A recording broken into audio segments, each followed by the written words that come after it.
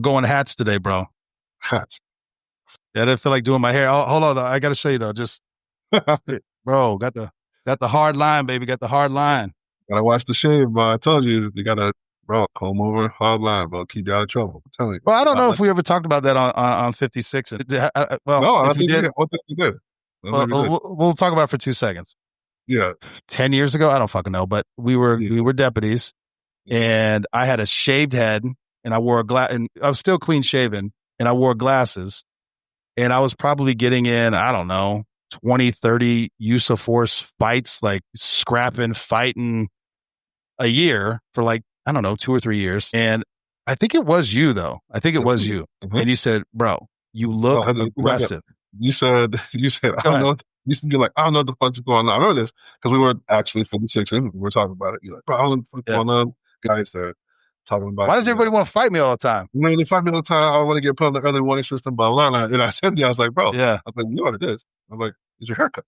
Like, what do you mean? I was like, bro, first of all, you're 6'5". We're both large dudes. I was like, you freaking have I was like, your appearance is a little bit more aggressive than you would probably want it to be. Yeah. So you should grow your hair out, put your fucking contacts in, do a comb over with a hard line, and never said you did that. Bro, I don't think I've been in a fight since. Yeah. There we go. I haven't been in a fight since. And I got some frame glasses, and I did wear contacts. And I remember walking into the barbershop. It was a Puerto Rican barbershop. And I said, and my hair was all bushy because I was trying to grow it out. I said, listen, I need a fade with a comb over and a hard line. The dude stopped for a second. He's like, hold on. Do you know what you're asking for? I was like, yes, I know what I'm asking for. He's like, all right, man. And he did it. He's like, and I remember when I showed up, you were laughing. You started laughing your ass off, bro. There is something to it. I have not been in a fight since. And I still approached everyone the exact same. Fucking hilarious, bro. Fucking hilarious. And I've maintained it. So fuck it. Now it is who I am. There you go.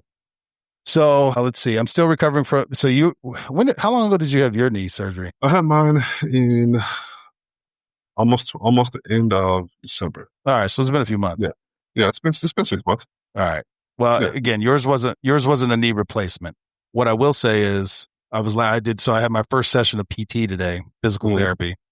And I'm excited because I haven't been able to bend my knee past 90 degrees for 10 years. And I'm 40 years old. And I'm still, which means I'm very young because I walked in, it's a bunch of 70, 80-year-olds on crutches and fucking walkers and shit. And I'm like one of the youngest dudes in there. And even the physical therapist is like, I had to double check your age because you're very young for a knee replacement. I was like, I've needed this bitch for a long time. So we're going through all the stuff and I'm bending my knee and I'm fucking cranking and I'm doing all the things. She's like, easy. And I'm like, well, I want to fucking stretch that bit. She's like, all right, hold on. She's like, I see I'm going to have a different problem with you. She goes, most of my patients, they're like, it hurts and have to like push it. Mm-hmm. You need to listen to your body. And if it hurts, then stop because you're going to tear some shit. Mm-hmm. She goes, all those muscles around your knee haven't bent like that in 10 years. She's like, you need to take it easy. Cause I've been grinding that bitch. I'm PT. I'm doing my physical therapy 3-4 times a day. I want to bend it. But today I was able to get 100 degrees. There we go. That's a big deal, bro. I haven't done that in 10 years. Well, that's massive. And I'm going to eventually be able to get it to like 120, which she laughed at me because I took my left knee and I bent it as far as I could. She's like, all right, yeah, 120. She's like, you got big legs. She's like, I was like, is that not good enough? She's like, 140. I'm like, on a knee? I was like, hell no. I was like, I'm not 8. Like 8-year-olds could just throw they sleep folded up, in a goddamn pretzel. Yeah, like, I remember. I ain't been able to do that in a long time. But and I have noticed this too. No, obviously probably not to the same degree. It's a different injury, but I've noticed how especially range of motion wise, I've lost just over time dealing with the injury, how much range of motion I've lost in that particular area, especially like in the quads and in that just on that side of my body, like my quads, my hip. I was telling Khalil, so that was the first time I was able to do a lunge, maybe in almost a year, and I'm like elated, bro. Like it seems like nothing, but inside, tears of joy, bro. Like tears of joy. I'm like, I can. And the weird part is it's almost the mental part is getting over, thinking about when I do this normally hurts. Yeah. So getting past that part of it, being like, oh, this is back to my regular normal, which now being able to move and shit like that, man. You find like the psychology of the injuries are probably a little bit more difficult to get past than the actual the pain of going through it, Yeah. Just sucks though. Right here, you're doing. Right here is going better. Actually, as a matter of fact, I did my first box jumps yesterday. The first time Damn, in bro.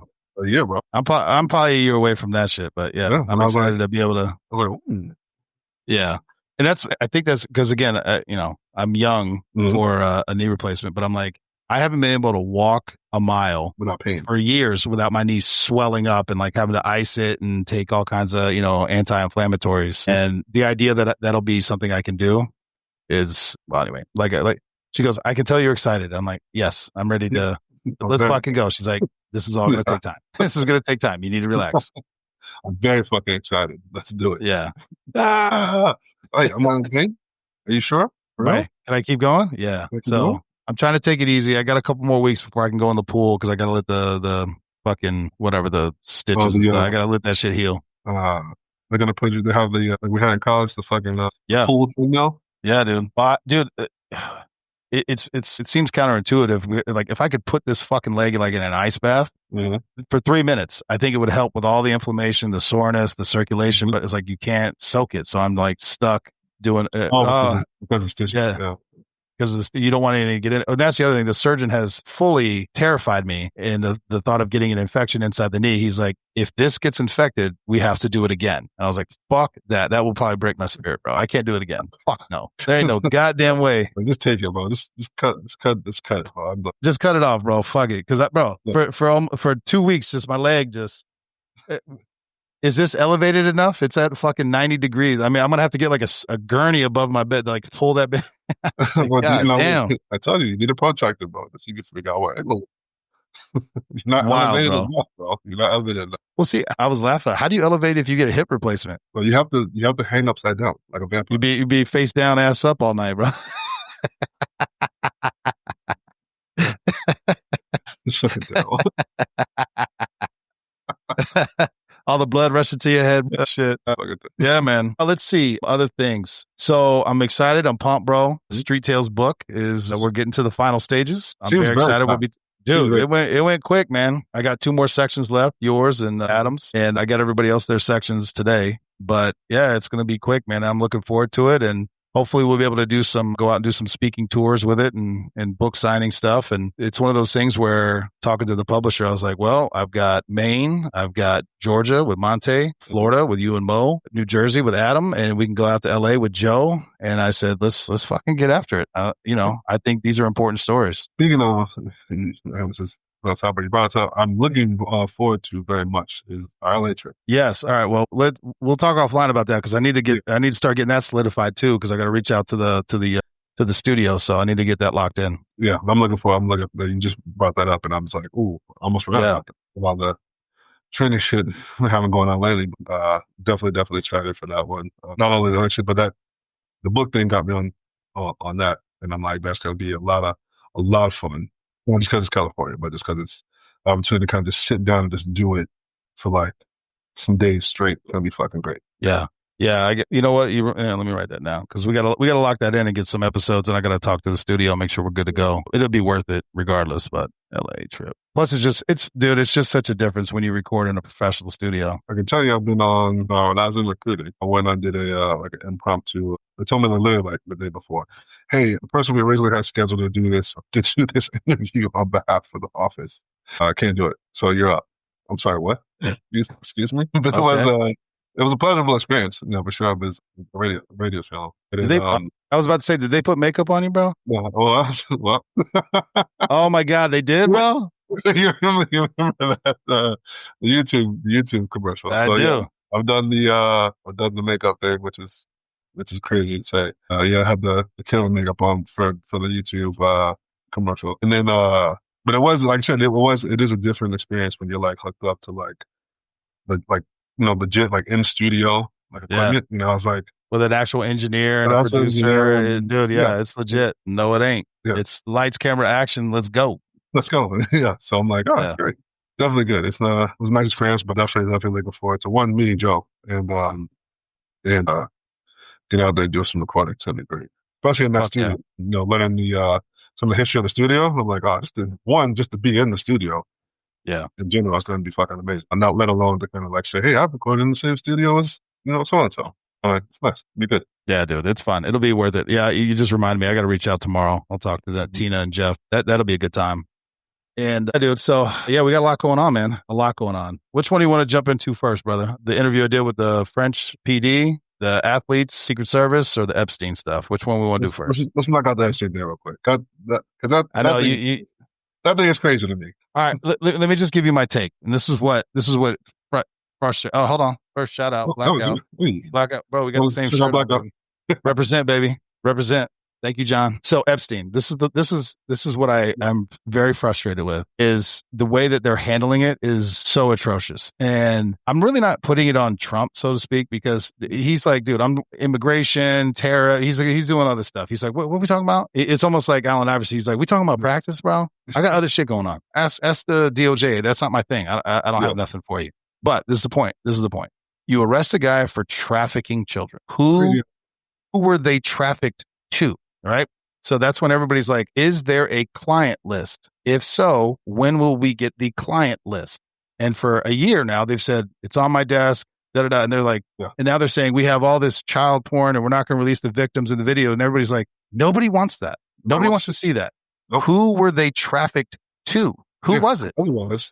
Was it all just Epstein? You could say that. Obviously, we all know that that's not true. But it's like this whole word game, shuffling the dice. And it's like, where's the client list? We're not releasing this. It's child porn and we don't want to re-victimize. That's not what I asked you. I didn't say where's the victim list. I said, where is the client list? First of all, they won't answer the question. Where is the evidence? You arrested this man. You arrested him. You charged him for said things, right? Okay. Where's the evidence? What are we doing? And then you have the quote from the prosecutor in Florida that basically they gave Epstein a sweetheart deal because they're like, hey, he's part of the intel community and he was doing this as part of a national security. And he said that out loud in a press conference. And then everybody's like, well, is that true? We're not releasing the victims. Answer the fucking question I'm asking you. Wait, hold on. Yeah. To the point where I'm like, as the women would say, gaslighting me. Like, I was like, bro, I was like, hold on a second. Let's back up. You've been saying all this time, you're doing this, you're doing this, you're doing this. You arresting them, convicting them, put them in jail, but you're not going to tell us what it was for. It's suspicious, bro. Yeah. And I was listening to some other podcasters and people who talk, political people, and they're like, by doing what they're doing and not answering the fucking question, it's now like it's basically now like, with Elon Musk. Well, you want to know why it's not out? Because he's in the list. She's on the list. He's on now you can say that to anybody. You're on the list. That's why it's not out. And that's why you shouldn't vote for this person or do business with this person, because you've continued to allude to a list and you're not providing it. Now everyone's on it. Yeah. And it really does make you wonder who's really on it. Like there's gotta be tiers of who's actually on the fucking list, right? Well, and this is the other part. The other part of it is like, because they're like, oh, Trump's, connected to Epstein. Well, Epstein was part of Mar-a-Lago until Trump was like, yo, kick that fucker out. So the dude was tied into all of the most powerful, wealthiest people in the world. That doesn't mean all of them were banging underage kids. But by not releasing anything and not separating, hey, if there's all these videos, who's in the fucking video? If they're like powerful and rich, you know who they are. It's not just Joe Schmo down the street getting flown out to the island. Now you're just guilty of just being in the same space as this person at any point in time. It's like similar to the Diddy shit, right? Like, oh no, he's been doing all this crazy stuff, blah blah, whatever. It's like you've been to a Diddy party. Okay, well, you can say that about a lot of fucking people. Oh yeah, there was 600 people at every party. Yeah, doesn't mean they were all doing Diddy shit. Exactly. Tell us what the fuck is up. Like, what's happening? Like, I want to know. Yeah. Not just because. For me, at this point, I'm like, who's got the pull to keep this from coming out? Yeah. I mean, to me, that's the bigger issue, is who really has the pull to stop this when we can all see what's happening, and then be like who's scary enough that they'll be like, nah, I'm still not doing it. Yeah. I'm like, hey, if you don't talk to me, you're going to jail. And like then in that person's mind, the back of their head, they know whatever, they're like, not worth it. Yeah. Nope, I'm not gonna do it. I'm like, that's what I want to do. And I think it was Michael Knowles, maybe. I'm trying to remember, but he's like, the JFK, the MLK, Epstein, all these things. He goes, these have been things that the government has suppressed for 60 years, 10 years, 5 years, whatever it is. He goes, what makes you think they're now going to just release it? He's like, you're never going to get it. And if you do, it'll be fucking He goes, you're asking the government to snitch on themselves. They're not going to do it. I was like, he made a valid point. You know, what you're going to need is a Snowden type of incident for that kind of thing to come out. Otherwise, we can shut it down. Bro, let's talk about a different side, though. Think about this shit, bro. Think about this. Think about if you're the FBI, whoever it was that went and did the raid on Epstein Island. In your head, I don't know if they thought about this. I'd be like, I'm not going there. Hell no, because now there's only, this many people have seen that evidence. If it gets leaked, that's who they're going after. And I don't want, that's why it's like, I don't want none of that shit. I wasn't there. It wasn't me. I don't have access to it. I wasn't there. I didn't see shit. But see, nothing. I want to be involved. I don't want to. No, absolutely not. Yeah, man. That's a scary thing too, bro. Because think about that shit. The scary thing, because like you said, I know you know. So yeah, bro. Let me tell you this. I'll have to keep it vague because I can't talk specifics. But I was working on a case, and I'm just following the evidence. And I ended up going out to L.A. I'm in Beverly Hills, following the evidence, and these are all victims of a fraud. Who's somebody who was perpetuating fraud. And I end up going to this mansion in Beverly Hills, and I'm just trying to get all of my victims. That it was a name on a sheet. I don't know who these people are. I go in, I'm interviewing, and the guy's like, "You don't know who I am, do you?" I was like, should I? I don't know who you are. He's like, "Yeah, I'm surprised that you're here, not the FBI and all these other things." I was like, "Why?" He goes, "Oh, I've been under surveillance for like 10 years." I'm like, "Wait, what?" And I'm like, "Hold on." I stopped for a second. I had backup with me, but I'm like, whoa. He's like, I shit you not. We leave there and I start making calls. I get a call from the head of the FBI in LA and the head of the agency I work for to go to their office. Why were you there? And why were you talking to him? I was like, oh, well, he's a victim of this. He's like, yeah, no. I was like, well, he was on the thing. Okay. He goes, yeah, don't put that in your report. It was like that, bro. I was like, oh shit. You know what? I'm not asking any fucking questions. I'm not going to ask any questions. I was like, I ran his name. Nothing, usually if there's something going on, there's a flag or whatever. None of that came up, bro. Yeah. So this shit does happen. Imagine you're a beat cop and you're just trying to, crime occurred. You're just figuring it out. And all of a sudden you're like, wait, what's happening? Why y'all coming down on me? I'm just, what's going on? Yeah. Yeah. They say knowledge is power, right? And it is, right? But I think sometimes, you take that cliche and you think like, the more I know about like science and physics and math and I'm like, that's not the kind of knowledge that we're talking about.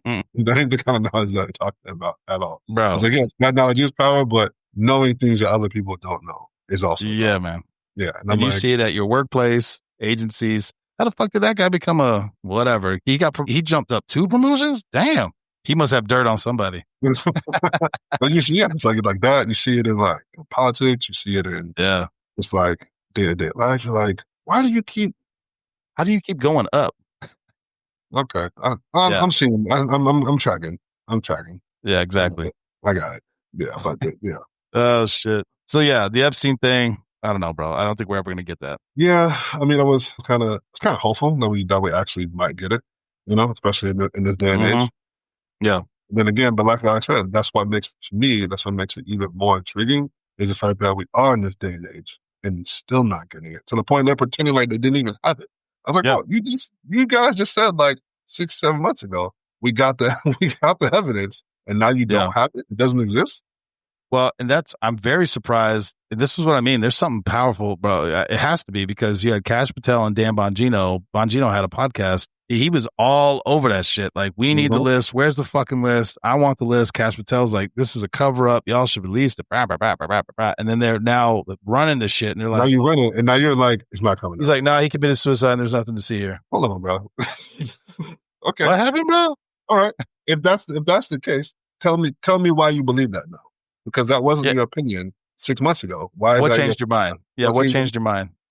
Yeah, dude. I mean, it's obviously we're not going to get that. It's not a fucking requirement. You don't have to tell us that. But no, but that's my thinking is why sudden change of heart? That's what. Yeah, I don't know. Well, I'll be interested to see when Dan is done being the number 2 guy at the FBI if he goes back to podcasting or if all of a sudden not interested in that anymore. I'm just gonna drift. I'm just gonna drift away. I don't think he will be. Yeah, yeah. Ooh, buddy. Yeah, I don't think you will be because you won't be able to. He'll never be able to avoid that topic if he doesn't. Correct, because everybody's like, "Yo, motherfucker," always going to come up. They're always going to ask me about it. So he's probably smart.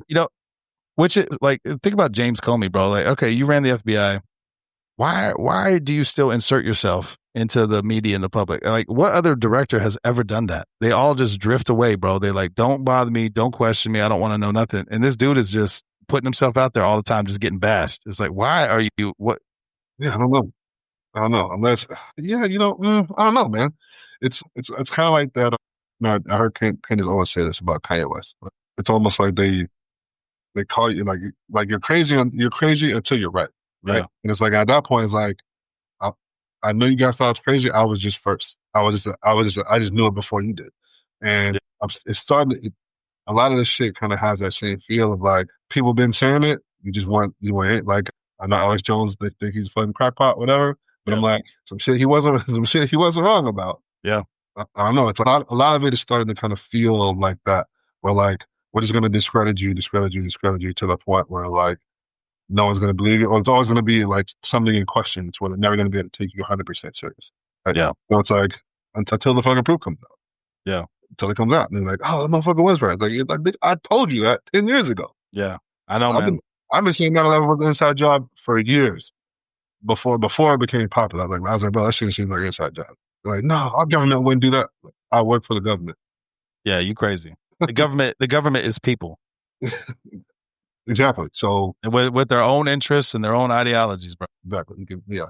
Let's get out this stuff before we move on that. All right.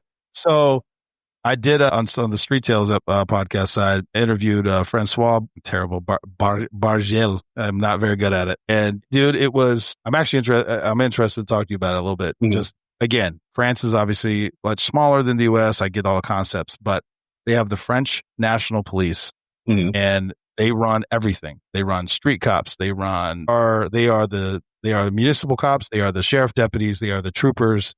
They are the FBI, the ATF. They are all of that under one command structure. And their command structure is very much like a military. You have like commissioners, but then you have like 1-star general, 2-star general, and in times of need, 3-star, they have these structures, command structures, and everyone goes to the same training academy, which I know you couldn't have one training academy for the US, but the concept of they're all trained to the same standard and level. They all have tests. And if you want to go from, hey, I want to go from being a deputy to now I want to go be for the French Secret Service, you go through testing and training and physical fitness. You have all this stuff. They also have their regional SWAT teams, their national SWAT teams. So they have they call it the Red Unit, and then they have the GIGN, and it's like all under one command structure though. And the idea of it it's fascinating to me because I think that's something that is lacking in the US, just having that standard baseline. Yeah.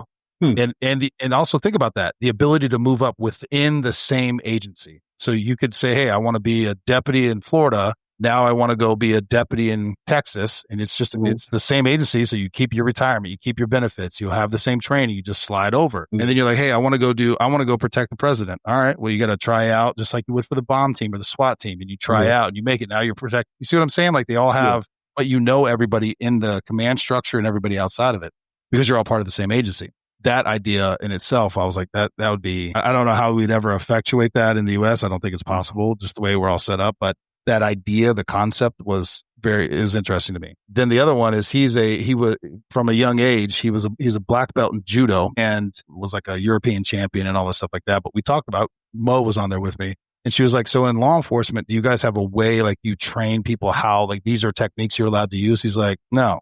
He's like, if you're a judo guy or a boxer or a kickboxer, whatever you're proficient at, he's like, you can use all of that. He goes, if you're a boxer and some guy doesn't want to go to jail and you knock his ass out, that you're you're good to go. Yeah. He goes, and I'm a judo guy. So if I take you to the ground and I strangle you, he's like, good to go. He goes, well, I got to take that back. He goes, 3 years ago, this is BJ, 3 years ago. So prior to 3 years ago, they were teaching you how to stranglehold motherfuckers. He goes, yeah, it takes the fight right out of them. I'm like, yeah, it definitely does. Yes. But they had an accident. They had basically somebody held that choke a little too long and the dude died and they had to scrap it because it created unrest. But he was just basically like, whatever defensive tactics, martial arts that you are proficient at, you are well within your rights as a cop in France to use those techniques on somebody you are trying to effectuate an arrest on. Imagine that, bro. I'm not against it because I think that's what happens anyway. It pretty much does. I think that's. Could you imagine being taught how to choke? I think that kind of how it works out anyway when people get into shit. And you go back to your training, whatever your training is. What you know how to what you're proficient at. So I think it kind of works out like that anyway. I don't think you'll ever have it be in a place where people will come out and as a lot of agencies that come out and say that, like, oh yeah, you can do that.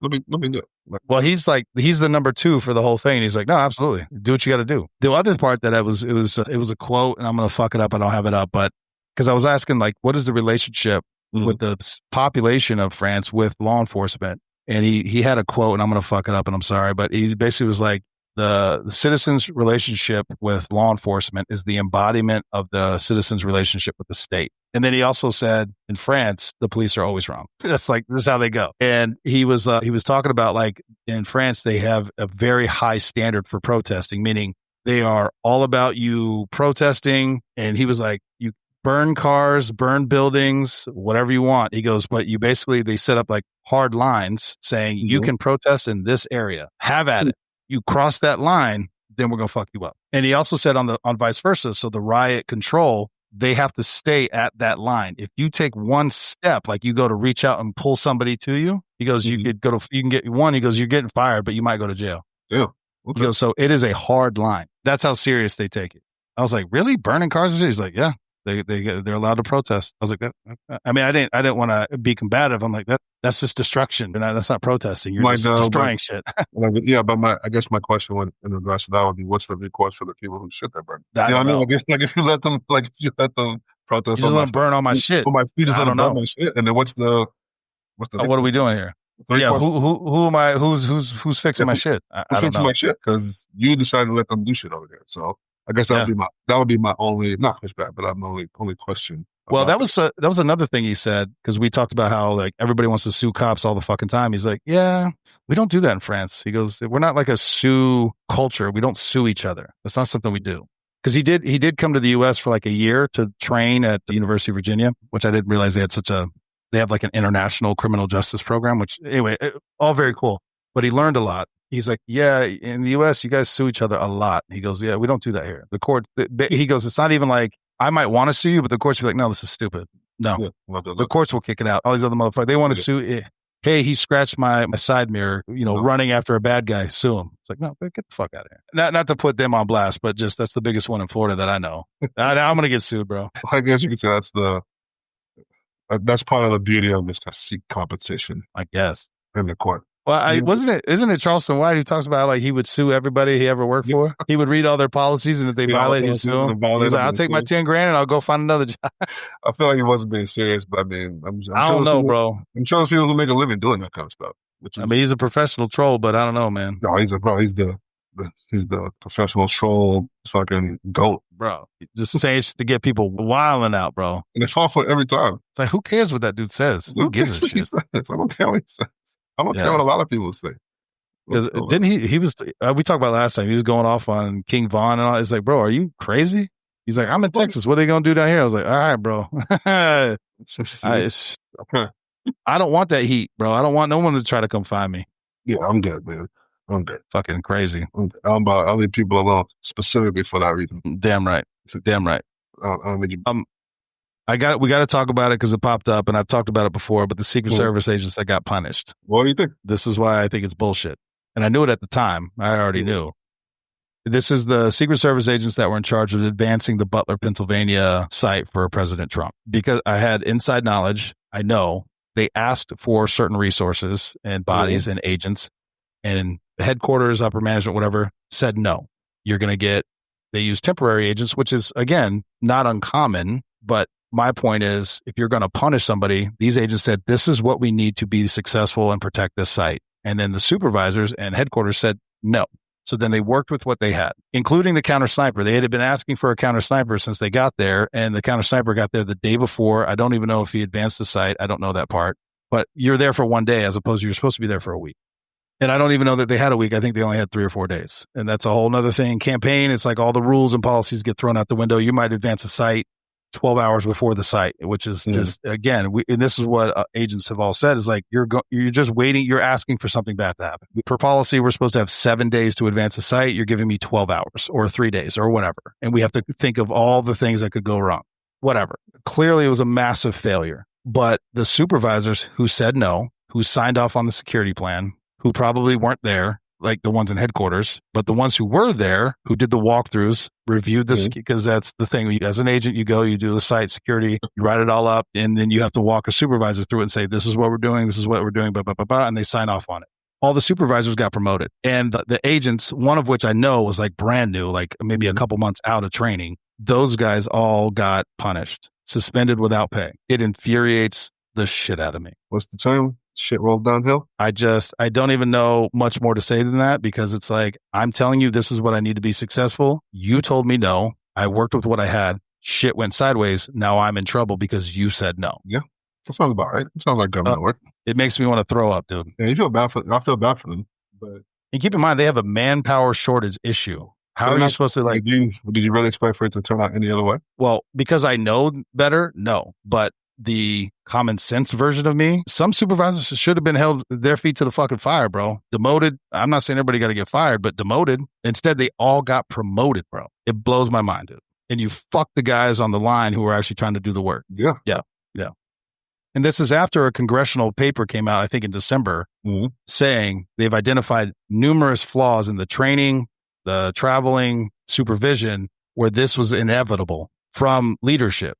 They what do they call it? Both sides of the house said, yeah, they agreed with these findings. Yeah. And now fast forward 6 months, fuck the line, guys. Everybody in supervisors, you guys are great. Good job. Get promoted, lead more people. And like I said, like we talked about earlier, depends on who's got what kind of juice and who's looking. So frustrating, dude. Like if I've been here 6 months and this guy's been here 15 years, 16 years, come on. Yeah, but who did I learn from? Now you're just perpetuating the issue. And keep in mind, they have a massive shortage of bodies. They need bodies badly.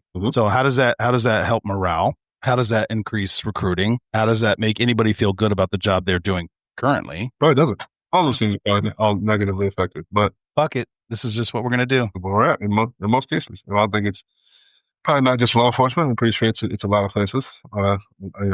Anywhere in any kind of hierarchy or structured place. At the bottom, you don't really have a say so. Don't have a say so. You don't have a voice when it comes to that. Yeah.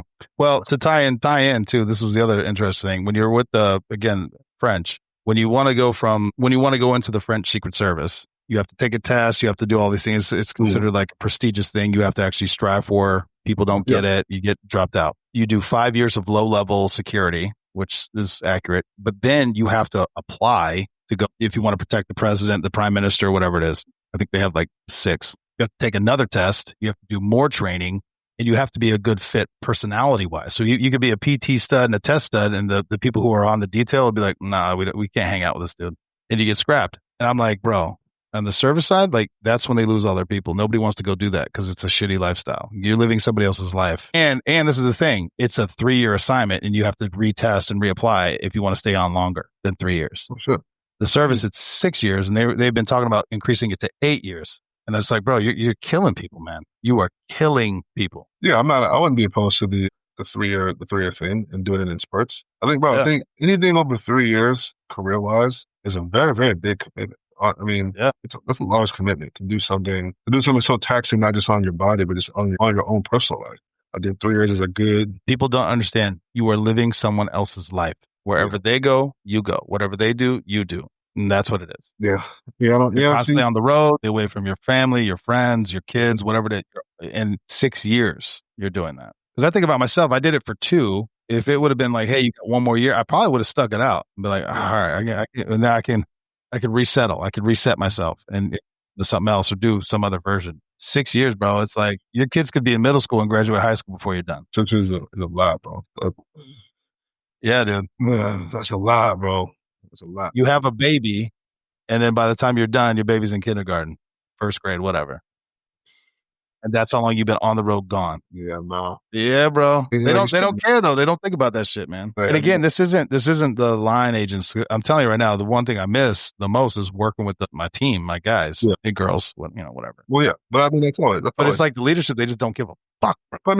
But I think that's everywhere, bro. It's like that's what I was having a conversation with somebody the other day, and like it's even just like on those. I mean, we've been on hundreds of squats, right? The shit.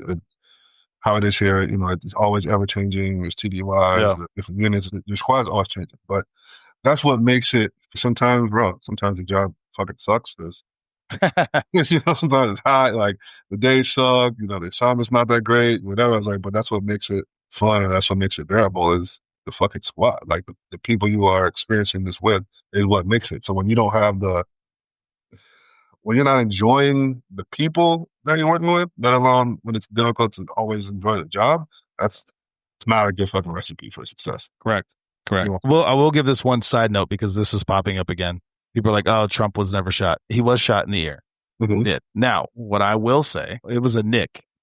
It doesn't, to me, it doesn't matter, dude. A bullet went right here. Even if it missed him, it's like still, like, too close. I don't want to live that way, but it nicked him. Was it necessary to then go 2 days later to have a pillow-sized bandage on your ear? Probably not. Did he need that? No, I'm not a doctor, but I'd probably say no. You could have the nick and be like, okay. But my point is this. It's like, what does it matter? 2 people are dead, bro. Those were real bullets. Yeah, they keep forgetting that part of the story. They leave those people out. It's like this, it still happened. Even if nothing grazed him, came close, like, I don't know why it takes away from what happened, the event, right? Mm-hmm. I don't know. I'm gonna stop on that because I don't know where I'm gonna go with that. But it's just it's like, why can't we all just live in reality? It's like it happened. The fact, he got up and had the thing and all that. There's variations of that. I talk to people who believe it didn't happen, or that was asinine. And I could tell you, as agents, we were all watching it.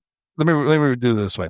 When Reagan was shot, the detail leader grabbed him by the body in like a bear hug, took him, threw him in the limo, stripped him down, ripped all his clothes off as per policy. And that's the only reason he even knew he was shot, because he stripped his ass down naked. It was like making sure he's not, and they're like, oh my God. And they took him to the hospital. To me, watching it unfold on TV, I was like, what is, either you dogpile him, you cover him with body armor, or you pick his ass up and you throw his ass in the armored car. You know what I'm saying? Like this whole, like, getting his shoes and making sure he's okay. I was like, bro, bullets are flying, bro. We need to go. We need to go now. Still in the line of fire. Really? Like, we don't know what's going on, dude. Yeah. All these things can be true at once. Yeah, the whole thing seemed chaotic, but like you said, it is chaotic, bro. Think about what's going on. Like, that should never have happened. You're like, oh, he didn't get shot. I was like, well, can we at least agree that he had, at a minimum, got shot at? Can we agree? There's people dead behind him. So yes. Because how do we explain that? Yeah. It's one of the things about the shit seems so crazy. It's happening all the time. And it's like, not even that into the like, and in some cases, it's like, what, is this a distract where something else is going on? Right there seems a little more chaotic than normal. But well, now I would say yes. But when it happened, no, it's just that shit happened. Yeah. So when it makes sure I was like, what the fuck is happening in the world? Yeah. What is going on? And then, you step into your normal life, and it's like, people are like, yeah, again, this is why I always watch the fucking news. But it's like, bad thing. All this is happening. And you step outside the front door, and I'm like, well, no, man, it seems fine. It's not raining. Not raining here. Yeah, it's like, well, my phone works, the internet works, my lights are on, the AC's rocking. Mm-hmm. I'm about to go eat some good food. What's happening? The world's falling apart. Oh, okay. Okay, well, maybe where you are, but not where I am. It seems here. I want to touch on this too, and you tell me what you think, because this was the other thing, and I think this was on the news or something. Again, everybody has to have a fucking shitty opinion because it's Trump. They're like, they think it's all bullshit because they're like, who, when you're getting shot at, you're worried about your shoes. Once again, BJ, people's houses have been on fire, wild shit's going on, and they run out and they have like a spaghetti strainer in their hand because that's what they felt like they needed to grab something. You don't know how you're going to react when shit's popping off. You just do stuff that you're like, it's happening so fast in your head that you don't know how people are going to process and react. This guy is a businessman. He's an older gentleman, businessman. I'm assuming he's never been shot at before in his life. And he was just like, where's my shoes? I've seen women when their house is on fire and they're like, they come running out and they have like, sticks in my mind. She had the spaghetti strainer thing. And I'm like, of all the things in your house, that's what, okay. Are you okay, man? Like, let's just, and they're just holding on to it like, yeah. No, I'm confused. Wait, is your house on fire? What's going on? Why are you making spaghetti? What are we doing? Yeah. People just do stuff. I don't know. I don't know how to explain it. People do weird things, man, when they haven't. And again, it's not just like when they haven't, again, I don't think most people would anticipate negative things happening or being shot at. But, I don't think most people anticipate, plan for bad things to happen. And not necessarily bad things happen to you. Adversity comes for all of us. At all the time. Nobody's immune to adversity or difficulties in their lifetime, right? But when it's hectic, chaotic things in the moment and don't really have time to think about it. A lot of people are just reacting and have no idea what they're doing. They don't even know what they're reacting to. They don't even know what they're reacting to because they haven't processed it yet, right? And obviously with with the type of jobs that I'm doing, it's like it's like you can see it. They're like, "How you stay so calm?" I was like, "Well, I planned for this." Yeah, Like, I think about this shit all the time. I think about this shit all the time.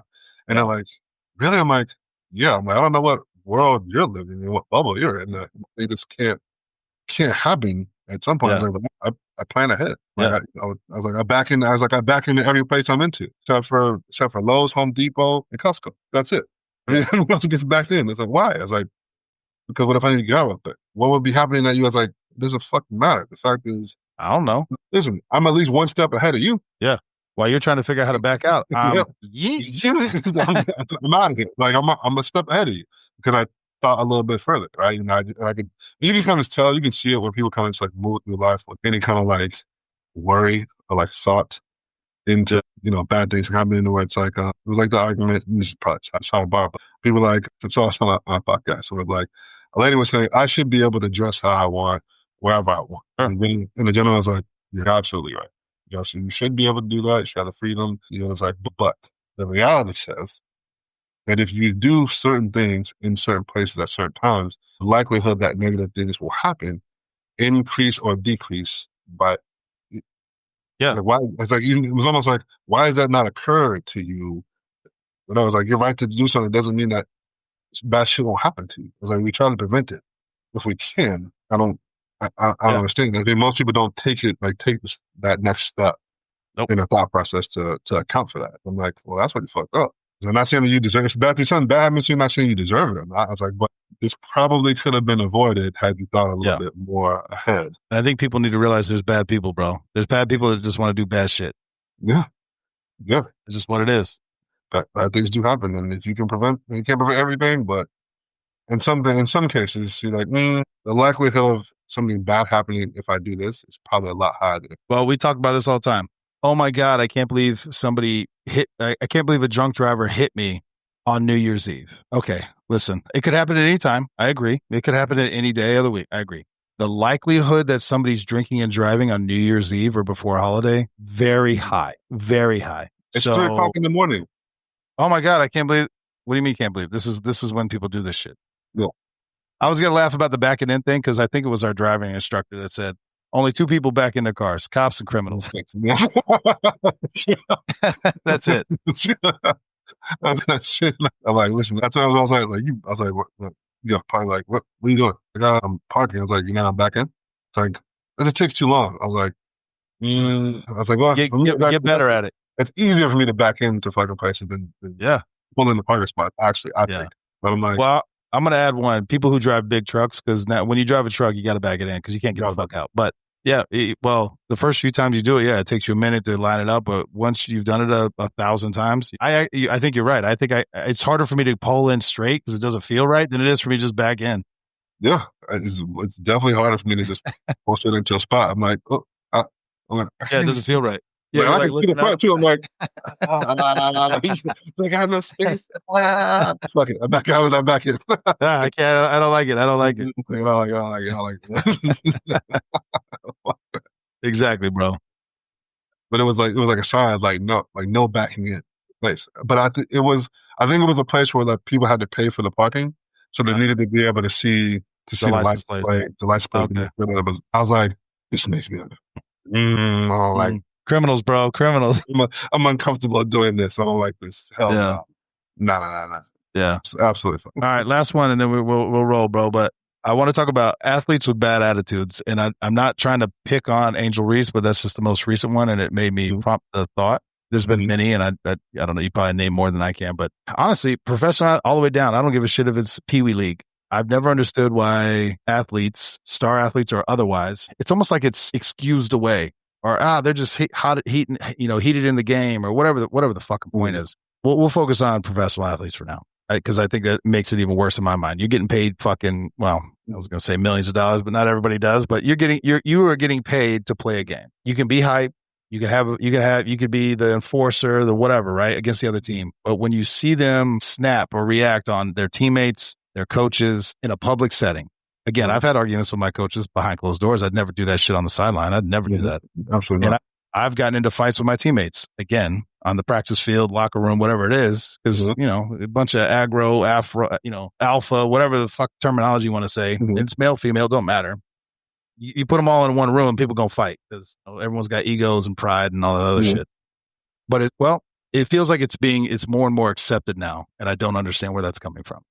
I don't know. To me, I don't think it's ever acceptable, right? You don't see the backlash. You don't see anybody freaking out. They're just like, heated, hot, hype or whatever. Passionate. I'm like, man, fuck all that. I was like, fuck all that, passion. I was like, there's never a place to be disrespectful. One, especially your coach or your teammates, right? Yeah. I think you'll find in some of the professional leagues, it's almost like they're paying them so much money that I don't want to make the assumption that they think they're above the system. You know what I mean? Because they are a highest paid player, or maybe with something like the backlash, it's hard to punish a guy when you're paying him, $55 million a year, play, and then you take him out the field. Now you have to give an account as to why your best player, your best investment is not on the field because. Well, this kind of goes into what we were talking about with your star athletes, right? Not being on the court or in the field or whatever. But it's like, that's what I'm saying. Like, how do you punish that behavior? Well, you got to make a stance. At some point, you can't lose control of your franchise or your team, by not addressing it. And that sends a wrong message. What's the turn number? Nobody's bigger than the program. It used to be how it is. Nobody's bigger than the program.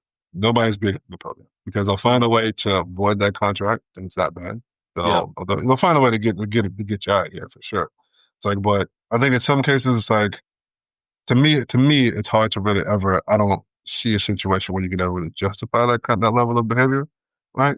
I mean, I'm not thinking, we've been in, especially in team sports where it's like, hey, this motherfucker not pulling his weight, right? But that's something that you, like you said, you address in like a private setting. You don't do that shit on the sideline. That's my point. Is this: you can have arguments. It's in the public setting during a game, whatever. Like, I mean, there's something where you get like a Tom Brady who's going back and forth with the coaches. It's kind of hard to not do it in public at that moment. You know what I mean? But you got to also remember, like, cameras over, they're always watching you, and you're Tom Brady, bro. You're the guy. They're always watching to see what you're doing. Yeah. And so, not to say that Tom Brady's the equivalent of being a house, but it is almost kind of like right. It's like everything they're watching, everything they're doing. Yeah. So your human emotion doesn't supersede the program. So it's like, oh man, on the law enforcement side, it's like, oh, that lady spit in your face, and it's like, yeah, if I wasn't in uniform and that lady just spit in my face, you might knock her the fuck out. You know, like that would probably, that might be your reaction in the moment. But like, if the backlash is different is if you were in street clothes, right, on your own time, versus like, oh, you were working, you're in uniform, like, oh, you don't get to have that kind of human emotion. You have to be better than that. And I think that's kind of like what similar in that sense. But I did not ask myself, like, are we really expecting them to not have human reactions, human emotions? I mean, yes. I think, the answer to me is yes. You're getting paid a lot of money. You're supposed to be a professional. Well, no, but I think more so yes, because what the precedent you're setting for, the ones who are coming behind you, like kids are watching you. That's my point. You know what I'm saying? So like kids are watching you. Yeah, like kids are watching you. Hey, maybe you should not, scream in your coach's face or have a back and forth or exhibit this kind of behavior. I'm not saying that we don't understand that it's not right or whatever. It's like, but I think I would like to see when those kinds of things happen, maybe like an athlete come out and address it. I mean, I know Barker had this thing back in the day. He's like, I'm not a role model. He's like, he's like, no, Charles, we get it. You don't want to be a role model, but that doesn't. Yeah, but you are. It doesn't exclude the fact that kids are looking up to you. They have your shoes, they have your jersey, they want to be like, what's your autograph? They want to play like you. That was like, people are watching me. So I think, especially in this day and age where, you can't get away from the camera. The expansion is, but I don't know how some of these athletes from like the 90s and fucking, the 90s, 80s, whatever, would fare in a day and age where everything you do is on camera. Everything. Privacy on camera, your fucking entrance into the stadium, what you're driving into, in the tunnel. Like, goddamn, can I get away from you, motherfuckers? Yeah. No, they're in the locker rooms now too, yeah. Yeah, they're in the locker room. Like, goddamn, I can't do anything, can't say shit. It's like, it's a different day and age. So, I mean, like I said, I get when people kind of like have that blow up of emotion, but put this way, I don't think it'll ever necessarily maybe stop per se. I think what I would maybe kind of like to see is like an athlete come out and just like make a statement. It's like, hey, I just want to address this. I had a little back and forth with the coach on the sideline. Not something I'm proud about. Definitely in the heat of the moment. Not an excuse, but I want to apologize publicly because it happened publicly. I also want to apologize publicly to the coach. I apologize. Kid, don't. Don't. That's not. It's not a good thing. Something like that maybe. But I don't think it'll necessarily ever really go away though. Yeah. Last question, because you kind of triggered in my head when you said the 90s. Mm-hmm. There's a meme going around with Michael, Kobe, and LeBron. And mm-hmm. I disagree with the meme, but basically it was like Michael and Kobe were looking down on LeBron with all their championships and all that saying, and they were like, you had to switch, 3-4 different teams to get your rings. We stayed with the same one. You're not on the same level as me. Mm-hmm. I disagree. Yeah. But that is a common mentality, I guess. Or, well, according to the meme and all the posts and the mm-hmm. comments, people agreed with that. I highly disagree with that. In the sense of people were like, oh, Jordan went 6 for 6. Jordan also never won a championship without Pippen. I was like, so he played how many years? Like, he didn't win all them years. The years that he played and didn't win, he lost. Same with Kobe, he lost. Okay, so what? Yeah. I don't see that. I'll never understand that. Like, oh, well, you didn't win all your championships with the same team, or that you fucked over Cleveland or whatever. It's like, so this is a business, bro. Like, what are you talking about? Yeah. And I think that's the difference between, and I think it's, people trying to make the argument for Jordan. I think they try to make that argument against LeBron. Like, you went to a different team, or you had to do this, you had to do this. I was like, first of all, you motherfuckers put the emphasis on these championships as a I guess as a side, as a marker. As a marker to do whatever. I was like, and you can't even use that. Well, Jordan's got 6. I was like, Bill Russell's got 11. Robert Ory's got 7. Is he better than Michael? Well, no, it's other things. I was like, so if that's not the only benchmark, what are we talking about? What are we talking about? I was like, LeBron's got the most points ever. Well, there's a longevity stat. Isn't the point to play as well as you can for as long as you can? Yeah. So now we're knocking them for that? I don't know, man. In most cases, right? And again, like I said before, that's why I don't go back and forth with people, is people are only going to argue for their point and not really take in the other point. So I'm like, once I see that happening, you got it, man. You win. You know what? I'm not going back. It's not a bigger part of my day. I think who I think is the best, and I like who I like. You like who you like. Okay, we'll keep it at that. Yeah. Boom, buddy. Yeah. That's all I got. That's all I got, brother. That's all I got. All right, bro.